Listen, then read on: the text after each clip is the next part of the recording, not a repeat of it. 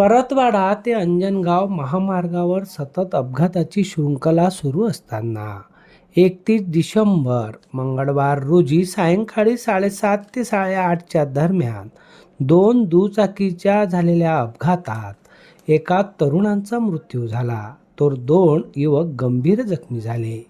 परतवाडा अंजनगाव मार्गावरील एका petrol pump समोर सायंकाळी दोन दुचाकी अमोरासमोर धडकल्याने झालेल्या अपघातात अचलपूर तालुक्यातील हनुमतखेडा निवासी सुमित उर्फ कौशल प्रकाश खोम या तरुणाचा मृत्यू झाला. तर या अपघातात जखमी झालेल्यांमध्ये अंजनगाव सुरजी तालुक्यातील खोडगाव निवासी अजय नेमाडे तर अंजनगाव येथील रहिवासी संकेत नांदुरकर या युवकांचा समावेश आहे.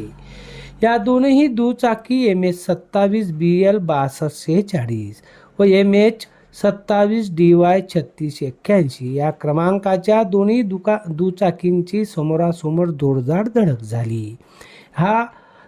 या अपघातात हे तीन युवक गंभीर झाले. यातच अचलपूर तालुक्यातील हनुमतखेडा निवासी कौशल उर्फ सुमित खोम हा आपल्या दुचाकीने परतवाड्याकडे येत होता.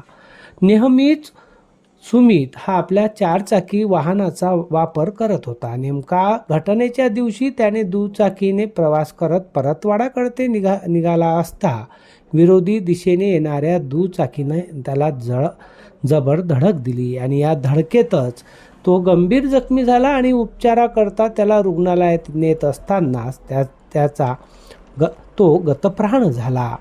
सुमितच्या जाण्याने सर्वत्र शोकसंवेदना व्यक्त केल्या जात आहे.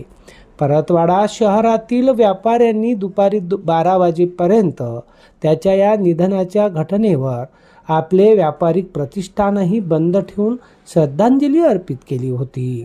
आज हजारोच्या संख्येने उपस्थित नागरिकांनी त्याला श्रद्धांजली वाहत अंतिम संस्कार करण्यात आले. सुमितच्या जाण्याने सर्वत्र शोकसंवेदना व्यक्त केल्या जात असताना दुसरीकडे परतवाडा ते अंजनगाव मार्गावर सतत होणाऱ्या अपघातासंदर्भात संबंधित विभागाने योग्य त्या उपाययोजना तसेच फलक लावणे गरजेचे असल्याची मागणी केल्या जात आहे.